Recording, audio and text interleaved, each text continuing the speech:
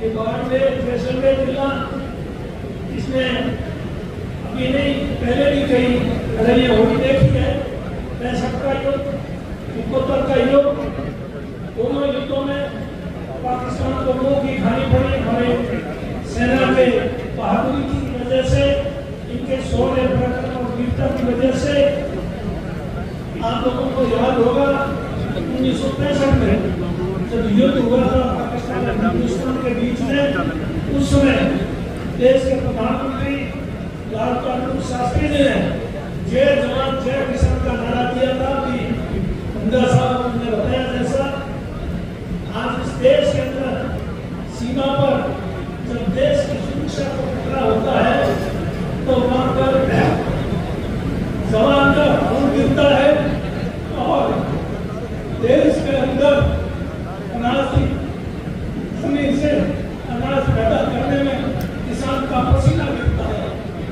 अगर आज जवान वहां लड़ाई करना बंद कर दे और किसान अनाज पैदा करना बंद कर दे तो आप समझ लो इस देश के हालत क्या हो सकती है। आज खाने को अगर अनाज नहीं मिले और हमारी सुरक्षा नहीं हो तो हम क्या चैन की नींद सो सकते हैं?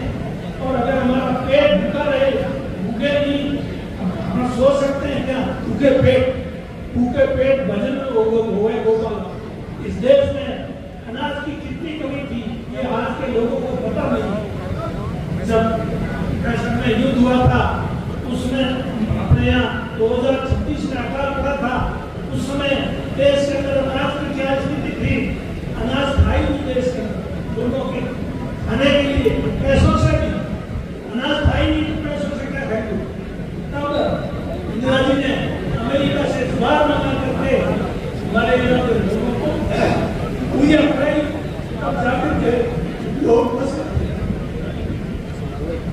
और लोगों को रापीला लगे।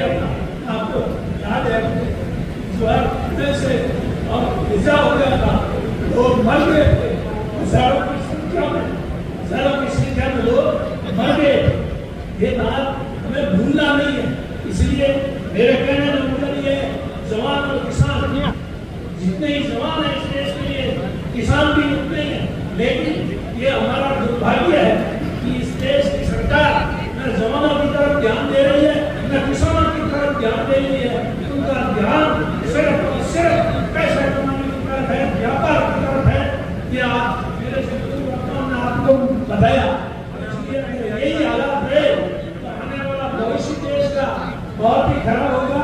और खास करके जो सीमा पे हम लोग बैठे हैं, हमारा तो पता नहीं क्या होगा, कल का दिन कैसे होगा, इस तरह की स्थिति हमारे पैदा हो सकती है।